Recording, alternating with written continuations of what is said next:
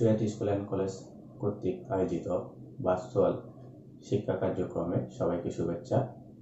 আমি বাংলা বিষয়ে সহকারী শিক্ষক নাইমুদ্দিন আকবর। আজ আমি ষষ্ঠ শ্রেণীর বাংলা ব্যাকরণের বাক্যতত্ত্ব নিয়ে আলোচনা করব। আলোচনার শুরুতে শিক্ষার্থীদের প্রতি আমার অনুরোধ রইল যে বই, খাতা, কলম সামনে রাখবে এবং গুরুত্বপূর্ণ যে বিষয়টি সেটা যাতে অবশ্যই খাতায় লিখে। আমরা জানি যে বাংলা ব্যাকরণের আলোচ্য বিষয় চারটি: ধ্বনিতত্ত্ব, শব্দতত্ত্ব, বাক্যতত্ত্ব, অর্থতত্ত্ব। তার মধ্যে বাক্যতত্ত্ব খুবই গুরুত্বপূর্ণ একটি বিষয়।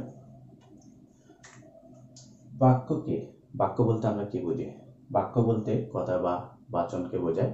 যেমন আমি এখন কথা বলছি, তোমরা শুনতে পাচ্ছ, যে এগুলো কিন্তু আমি এক একটি বাক্য বলতেছি আর তোমরা শুনতে পাচ্ছ। আর বাক্য হচ্ছে ভাষার চারটি মৌলিক উপাদান রয়েছে। তার মধ্যে তৃতীয় মৌলিক উপাদান হচ্ছে বাক্য। বাক্য কাকে বলে? এক বা একাধিক বিভক্তিযুক্ত পদের দ্বারা যখন বক্তার মনোভাব সম্পূর্ণরূপে প্রকাশ পায় তখন তাকে বাক্য বলে। যেমন বক্তার মনোভাব সম্পূর্ণরূপে প্রকাশ পায়, যেমন আমি এখন কথা বলতেছি, আমি বক্তা এবং আমি যা বলতেছি একদম সম্পূর্ণভাবে কথাগুলো প্রকাশ পাচ্ছে, আমার মনোভাব সম্পূর্ণরূপে প্রকাশ পাচ্ছে, যার কারণে আমি এখন যে কথাগুলো বলছি এগুলো এক একটি বাক্য। যেমন বাক্য আমি বই পড়ি, রহিম মাঠে যায়, এগুলো এক একটি বাক্য। তো আমরা দেখতে পাচ্ছি আমি বই পড়ি, এখানে তিনটি পদ রয়েছে, রহিম মাঠে যায়, এখানেও তিনটি পদ রয়েছে।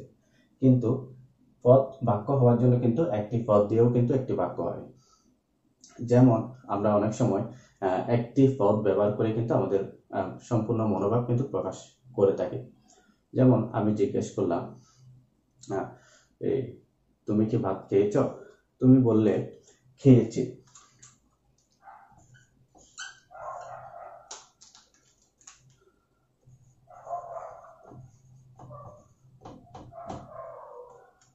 তার মানে তুমি কি বোঝাতে চেয়েছ?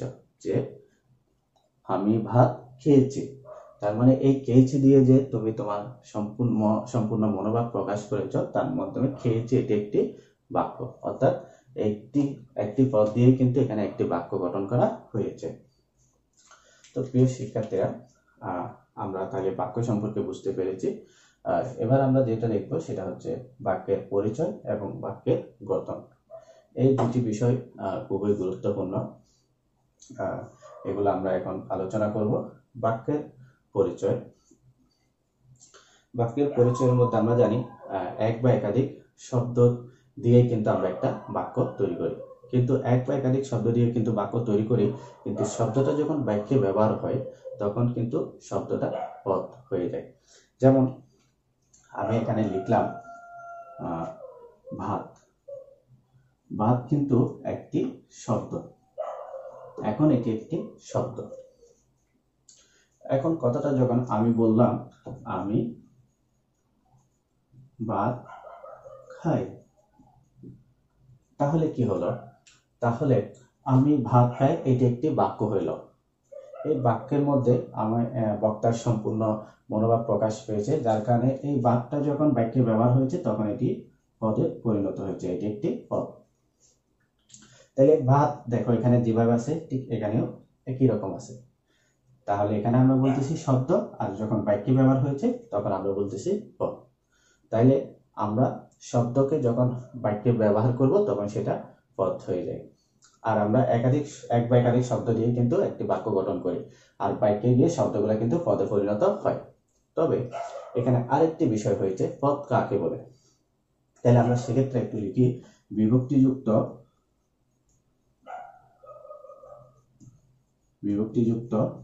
শব্দকে পদ বলে। দেখো আমি একটি বাক্য লিখলাম, রহিম মাঠ যায়।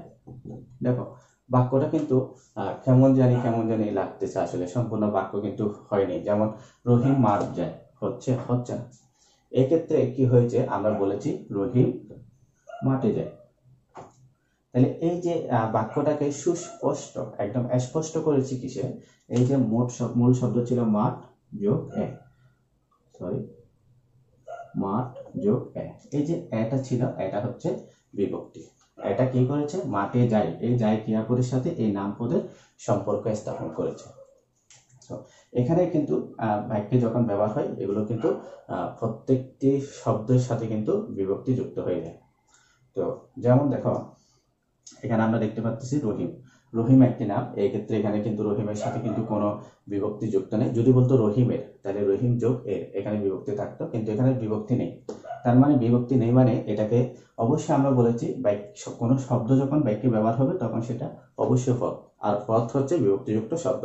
তাহলে এখানে রহিমের সাথে যেহেতু কোনো বিভক্তি নেই, তাহলে রহিম যখন কোনো বিভক্তি থাকে না তখন সেটা শূন্য বিভক্তি বলা হয়, অর্থাৎ শূন্য বিভক্তি হিসেবে ধরা হয়। যেমন এখানে দেখো আমি ভাত খাই, তাহলে এখানে মূল শব্দ কি, মূল শব্দ ভাত, ভাতের সাথে কোনো বিভক্তি যুক্ত হয় না। তাহলে ভাত কিন্তু ভাতের সাথে কিন্তু কোনো বিভক্তি যুক্ত না হলে আমাদের ধরে নিতে হবে ভাতের সাথে এখানে কি আছে, শূন্য বিভক্তি আছে। আমির সাথে কি আছে, আমির সাথে কোনো বিভক্তি যুক্ত নাই, তাহলে এখানে আমির সাথে শূন্য বিভক্তি আছে।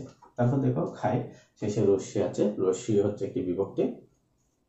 তাইলে আমরা জানি কোন শব্দ যখন বাক্যে ব্যবহার হয় তখন সেটা হচ্ছে পদ, আর বিভক্তিযুক্ত শব্দকে কিন্তু পদ বলা হয়। তাহলে আমরা যেখানে বলেছিলাম এই যে এক বা একাধিক বিভক্তিযুক্ত পদের দ্বারা যখন বক্তার মনোভাব সম্পূর্ণরূপে প্রকাশ পায় তখন তাকে বাক্য বলে। তাহলে আমরা এখানে দেখতে পাচ্ছি এখানে এক বা একাধিক পদ রয়েছে, এখানে একাধিক পদ রয়েছে, এই পদগুলোর সাথে সবগুলোর সাথে বিভক্তি যুক্ত রয়েছে।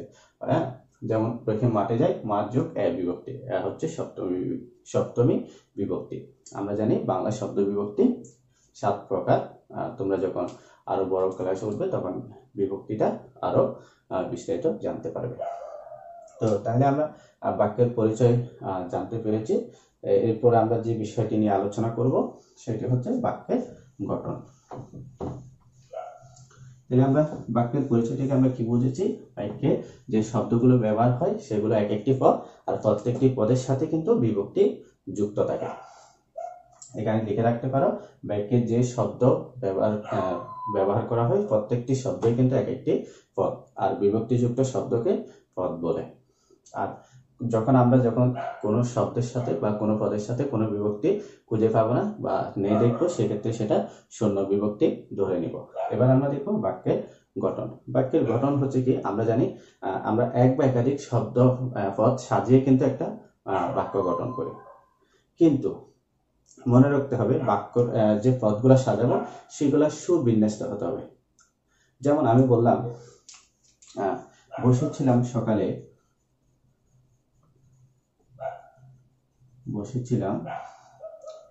সকালে পাশে রাস্তার আমি।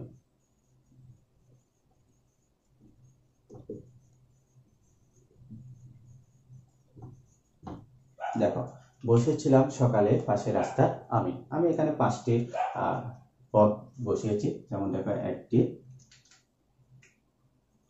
2টি 3টি 4টি 5টি পদ আছে, কিন্তু একজন বক্তা একজন শ্রোতাকে বলার জন্য মনোভাব প্রকাশ করার জন্য কিন্তু যা যা পদ দরকার সবগুলো এখানে আছে।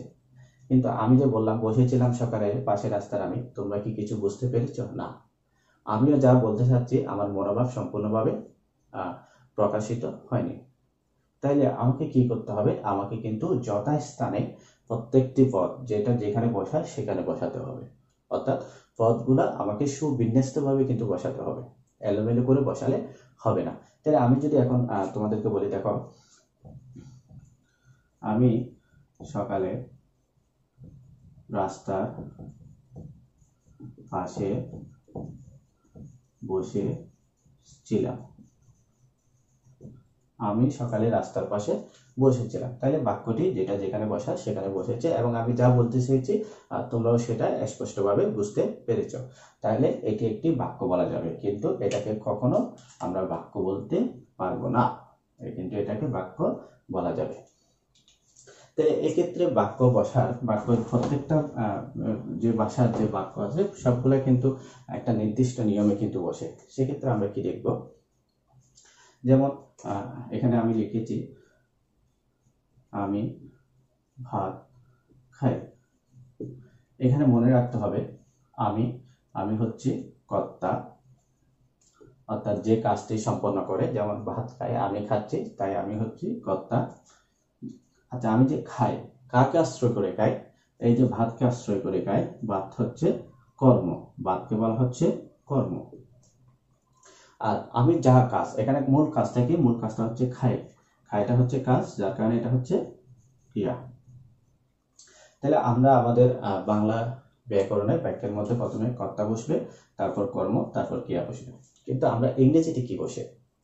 আমরা ইংরেজি সেন্টেন্সে আমরা দেখি, যেটা আমরা যদি এটাকে ট্রান্সলেট করি তাহলে হবে আই ইট রাইস, অর্থাৎ এটা হচ্ছে সাবজেক্ট, এটা হচ্ছে অবজেক্ট, ভার্ব, এটা হচ্ছে অবজেক্ট। তার মানে সাবজেক্ট মানে হচ্ছে কর্তা, ভার্ব মানে হচ্ছে ক্রিয়া, অবজেক্ট মানে হচ্ছে কর্ম। তার মানে ইংরেজিতে সাবজেক্টের পরে কিন্তু ভার্ব বসেছে, অর্থাৎ কর্তার পরে কিন্তু ক্রিয়া বসেছে, কিন্তু আমাদের বাংলা ব্যাকরণে কিন্তু কর্তার পরে কর্ম, তারপরে কিন্তু ক্রিয়া বসবে। কর্তা কি? যে কার্য সম্পাদন করে সে কিন্তু কর্তা, যাকে আশ্রয় করে কাজটি করে সে হচ্ছে কর্ম, আর যা করে তাই হচ্ছে ক্রিয়া।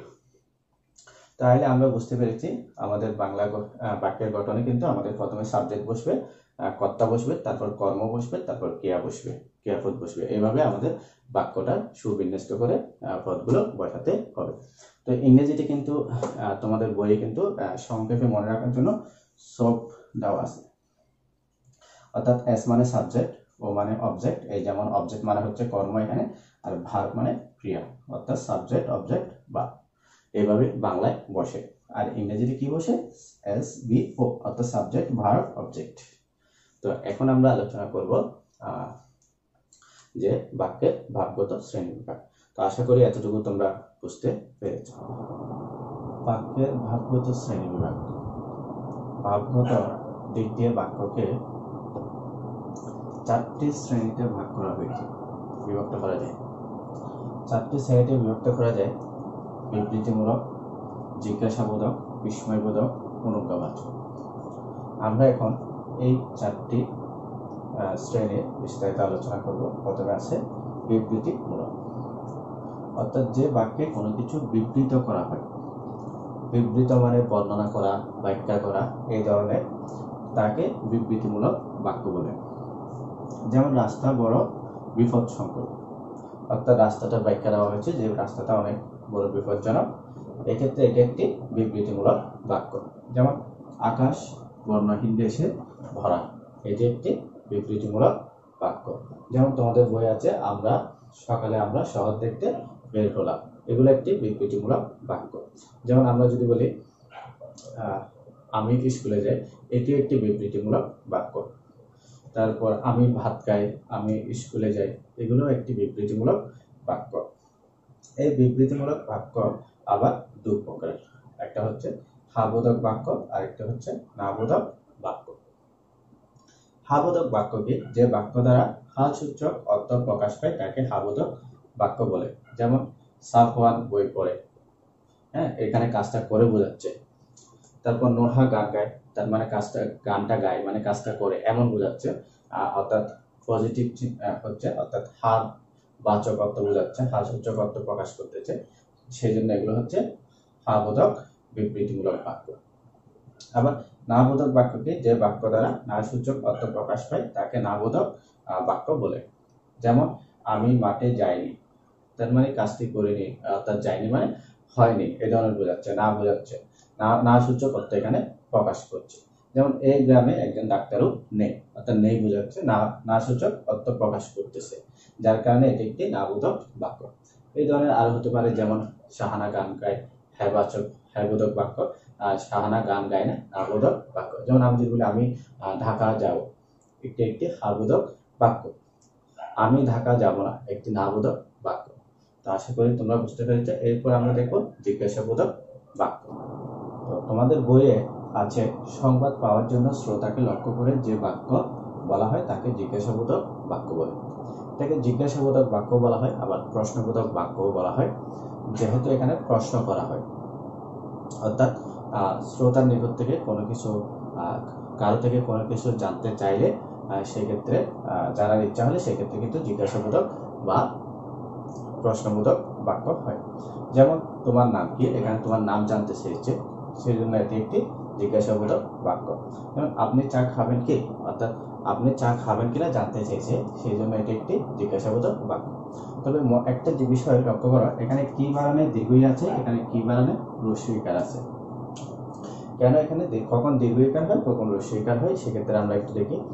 যখন কোনো প্রশ্নের উত্তর হ্যাঁ বা না মধ্যে বলা যায় সেক্ষেত্রে সবসময় কিটা রস্বই দিয়ে হবে, বা যেটা ইশারা করেও দেওয়া যায়। যেমন আমি যদি বলি আপনি চা খাবেন কি, যখন যদি চা খায় তাহলে এইভাবে বললে বুঝে নিব সে খাবে বলতেছে, আর এইভাবে করলে না, অর্থাৎ ইশারার মাধ্যমে কিন্তু উত্তরটা দেওয়া যাচ্ছে।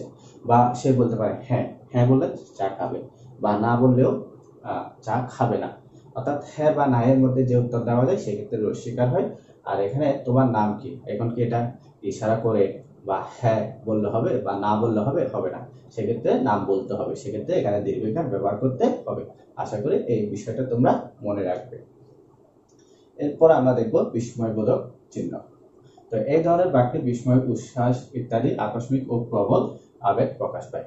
অর্থাৎ কোনো খুশি হওয়া বা কোনো কিছু প্রতি তোমার ভালো লাগা, এই ধরনের বিষয়। যেমন ভাববে, এখানে মনে করে একটা ভয় বোঝাচ্ছে, এই ধরনের, এক্ষেত্রে বিস্ময় সূচক চিহ্ন ব্যবহার করতে হবে। বা একটা পাখি দেখলা, তোমার ভালো লাগলো, কি সুন্দর পাখি, আমরা এটা অবাক হয়ে বললাম বা আশ্চর্য হয়ে বললাম, এক্ষেত্রে এটা হচ্ছে বিস্ময়বোধক বাক্য, অর্থাৎ শেষে বিস্ময় সূচক চিহ্ন দিতে হবে। তারপর দেখো লোকটার কি সাহস, হ্যাঁ, এটা তুমি কি হয়ে একটা উচ্ছ্বাস বা আকস্মিক হয়ে বললে যে লোকটার কি সাহস, এখানে সাহসের এইটা এখানে কি হয়েছে, এটা যেহেতু একটা বিস্ময় বোধক বাক্য সেই জন্য এখানে বিস্ময় সূচক চিহ্ন দিয়েছে।